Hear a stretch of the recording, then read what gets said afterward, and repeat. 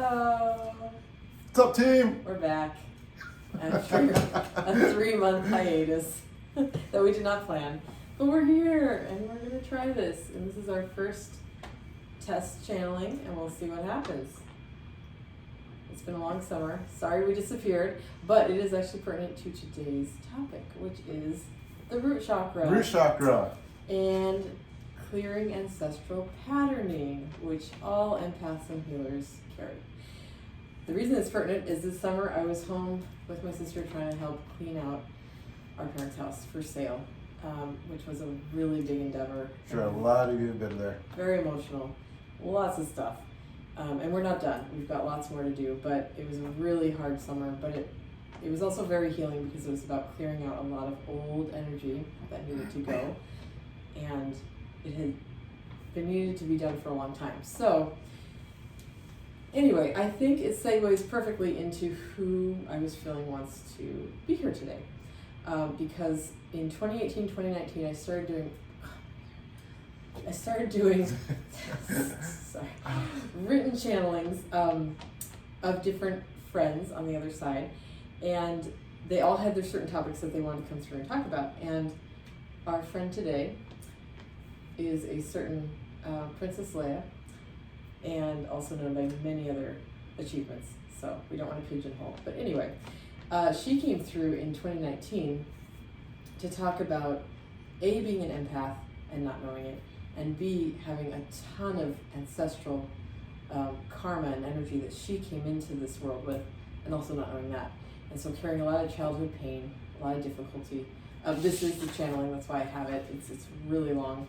But I figured I would keep it as a guidepost because I think this is what she wants to talk about today. It makes a lot of sense. It goes with the root chakra, which is kind of how we wanted to start. It also goes with exactly what I personally was going through this summer and I'm still going through. So I think it's a really important topic.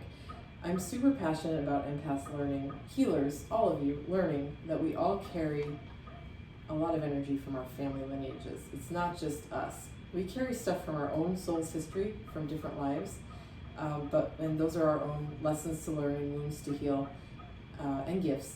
But we also come in, because we are healers innately, we come in usually to dysfunctional families or families with some patterning that needs healing, and we carry a lot of their stuff, and we don't know it. Many, many of us don't know it. Almost all my clients, that's one of the biggest things we work on, is them coming to realize that some of the stuff they're carrying is not theirs. This can include dysfunctional ways of thinking, behavior patterns, thought processes, beliefs that aren't serving them, even feelings of heavy energy. Like it can manifest in many different ways, and if you're not aware of it, it can really cause dysfunction in your own life, which I've lived that, Carrie lived it, and I think a lot of healers live it. It's the not being aware that makes it really hard. Once you learn, then you start to dive into how can I heal and release this so that I'm living my own life and I'm not carrying all my family's lineage and trauma. So that is the topic for today. And I don't know, we're just going to dive in. Yeah, let's do it. Okay. So maybe the best way to do this is if you have a question. Like maybe if you have something you want to know more about with this topic, and then I can see what I'm feeling. If you need this, I don't know if you need this. But Cheat sheet. Cheat sheet. Well, I guess one main question would be, is how can you tell when the pain you're feeling is actually yours and not something that's been carried for generations? That is a really good question. Because, we've talked about this and I find it hard to tell. There's times where I'm just like, is this a me thing or is this a my family messed me up thing? Yes. And it can be both. And that gets really tricky. Okay. So, yeah, basically, it's very hard to distinguish, I think, especially if you're newer on this path of kind of learning about energy and how your own system works. But that really, what I'm feeling is that's the key. That's what she's saying. The key is to learn yourself. So that sounds very vague, but it's the more you get to know your own energy patterns, your own thought processes, and your own belief systems, and this requires probably often deep diving, doing some therapy, doing some trauma work, really self-improvement, whatever helps you to start really getting to know yourself. You will dig down you'll get down further and further in the layers to where the core is you. All the upper layers are a lot of what our family stuff has put on us. Lots of heavy karmic and ancestral patterning sits on top of what we are at the core. So she's saying if you can get underneath all that, and it requires hard work, it requires self-awareness, it requires taking responsibility for maybe thoughts, behaviors, and patterns in your life that maybe you're not proud of, but it's okay. There should be no shame around this. I feel that very strongly. She's saying absolutely no shame. There is no shame around any of this. No self-beating, no self-recrimination. This is all a learning process for all of us. So it's if you can put the shame aside and kind of look at some things that are not working in your life, patterns, beliefs, behaviors, whatever it is, and you're like, I'm stuck, I keep repeating this, why does this keep happening to me? That's your cue to go deeper, go within, get some outside help, get some support, to deep dive, to be like, where am I in all this mess? And some of it is probably yours. I think some of it is all of ours. Like we carry so much from our own soul's journeys. But weeding through all that, the more kind of work you do and deep diving you do, the more self-aware you become. And that helps you learn discernment. Discernment's a whole other topic that we need to talk about, but discernment and self-trust. Because then you start to really, when you become triggered, and remember I'm coming through a trauma therapist lens, so I'm going to use lots of trauma therapy language, but when you become triggered, meaning something pushes your buttons, it can be a person, a situation, a relationship, whatever it is, when you get pushed, it's the ability to take a pause and to feel within, okay, where's that, what did that hit in me? Where did that come from? And you start to learn discernment around, okay, this is partly mine, but ooh, I also know this pattern is in my whole family. So a really good example, a very pertinent example to all of us, is money. Everybody's favorite topic. What? Everyone's favorite topic in the whole world.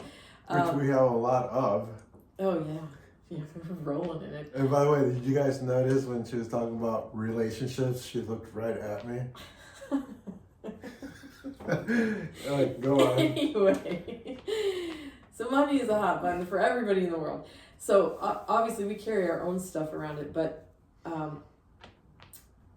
if you grew up in a family that has kind of dysfunctional or unhealthy views of money because they grew up in poverty or they grew up in struggle and then their parents grew up in struggle or whatever, this stuff gets carried and passed down through us.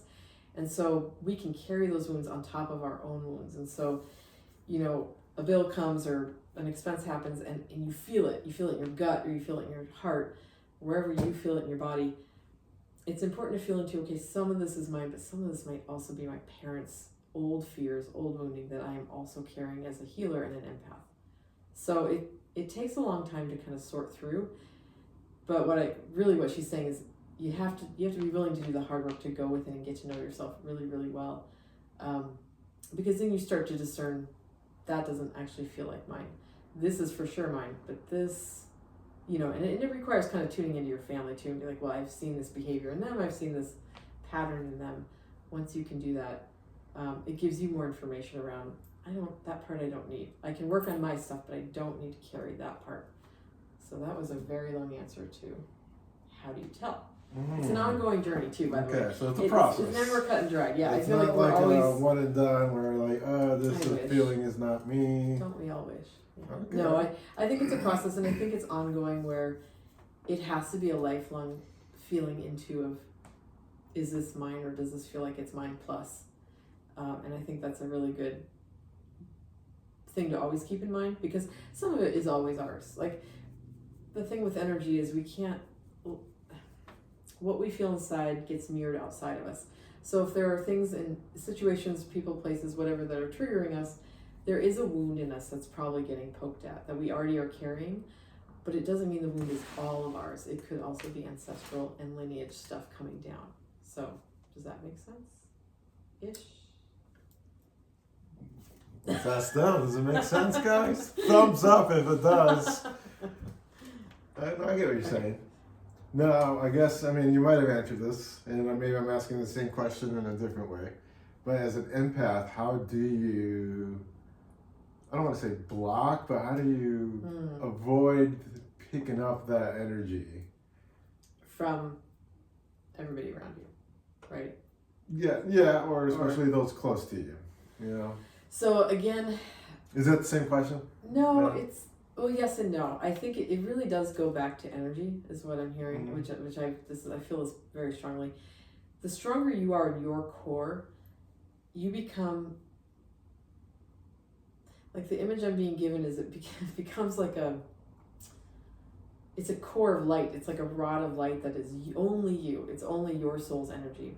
It becomes, the stronger you know yourself and you're tuned into yourself, it beams out fairly bright to where that is your protection. It's coming from within. So you're kind of shining enough that it forms a porous boundary where good stuff comes in, stuff that's meant to come in, but stuff that's not meant to come in, your energy is too strong and your vibration's too high, and you won't pick up as much as you would if you hadn't done the work. So again, it really always goes back to kind of becoming self-aware of your wounds and your old trauma and patterns, and then working to heal them, because the more you heal, the stronger this rod of light gets, and then you end up beaming it all out. So Carrie, when I did this channeling years ago, she was really open about, she didn't know any of this. She had no education around this, obviously. She had no language around any of this.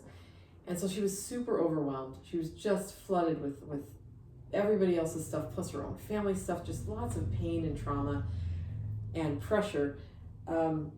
And it was too much. And she was very open in the channeling. That's why she started drinking. She wanted to numb. She just didn't know what else to do, so she started to numb. I think a lot of healers end up finding ways to numb before they kind of do the work, or even know that they have to do the work, because it's too much. And numbing is not just substance abuse.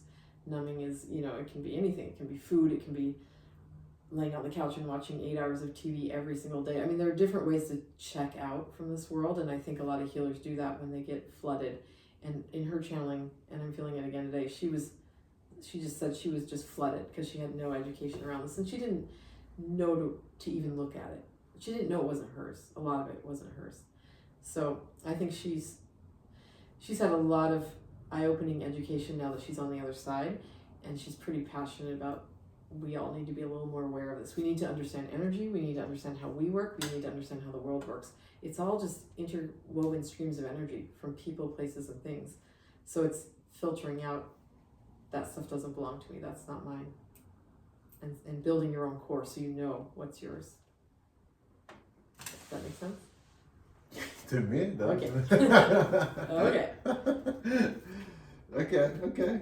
So I got this here. So I see a word here that actually sticks out to me from this reading, and the word is cleanse. All right? And I know you mentioned there's a lot of deep, heavy stuff you got to do to cleanse, right?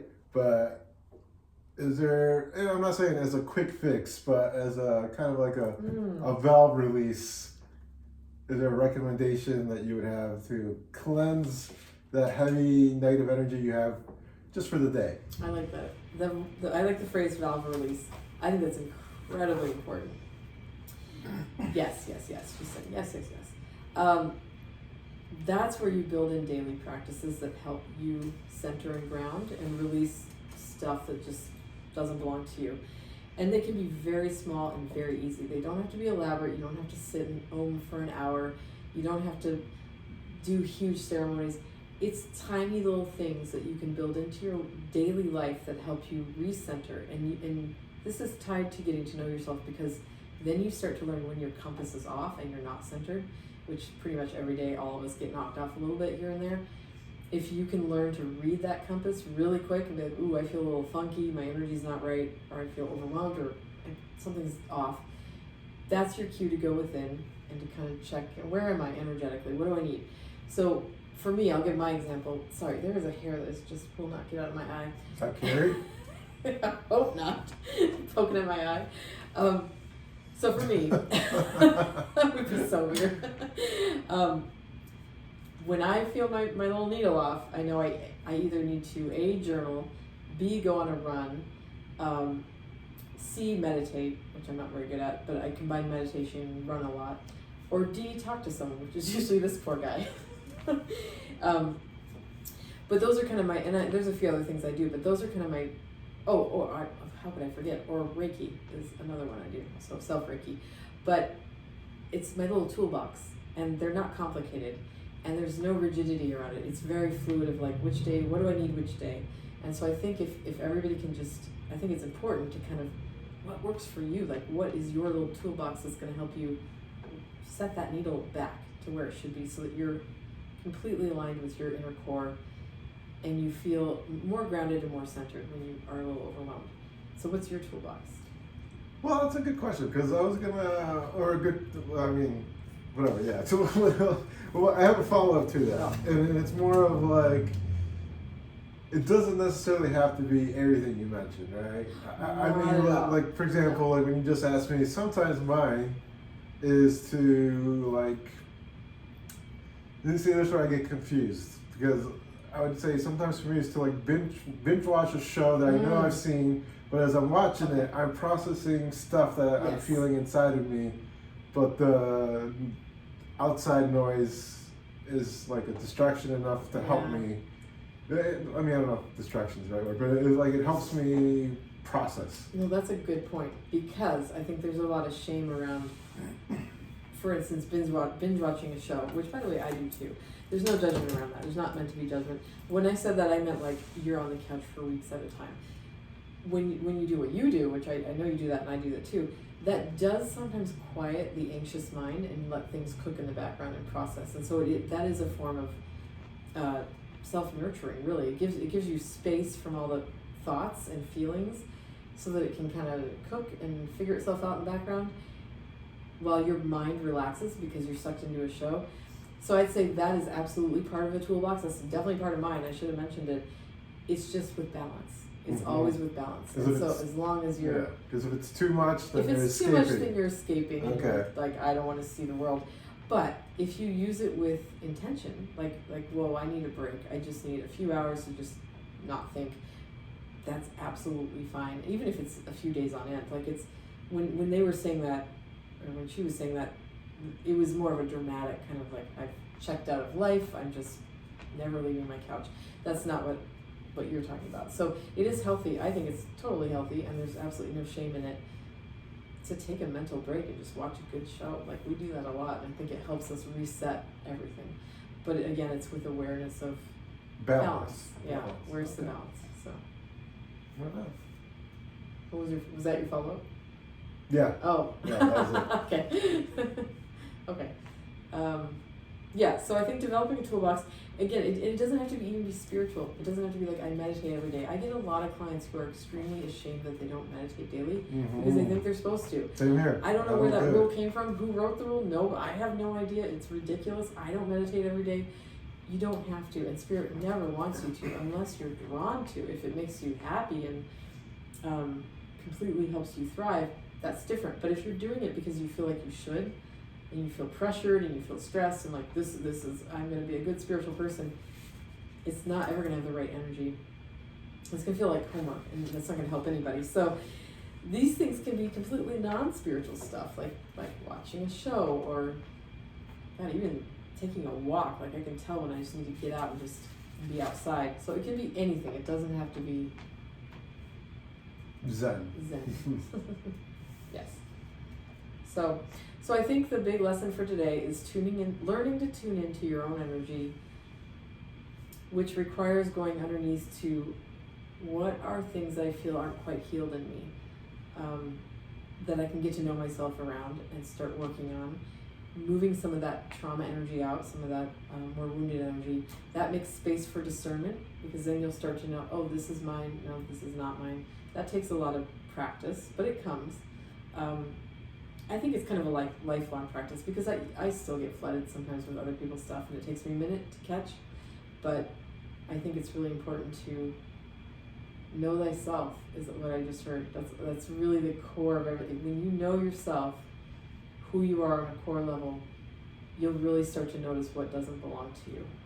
And we kind of got off topic from the ancestral stuff, but that plays heavily into it. That's a little more tricky because that's woven into our DNA. It's woven into our energy systems in a different way than picking up like crowds and people. So that's kind of a more difficult thing to work through and discern, and that I think does require like a little deeper dive around patterns and wounding that you've noticed in your life that just keep coming up over and over and over.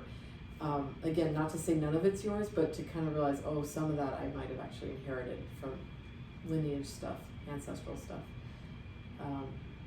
Because I think if Carrie had known that, her life would have probably gone very differently. But there just wasn't a lot of education out there around it, especially not for her generation. And she just said, hey, I wasn't that old.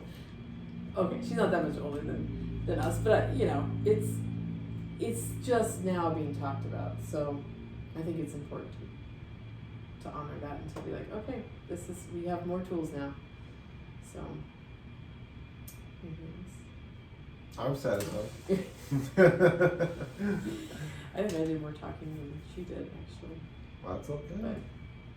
But it's still good stuff. That's it. Yeah, I think she's good. So anyway, if there are questions, you can post questions, I think, below this Comments, video. questions? We don't know. I will try to answer them. We'll figure it out. We'll figure it out. But hopefully this was fun today and helped a little bit. And we have so many more topics, I think, coming up.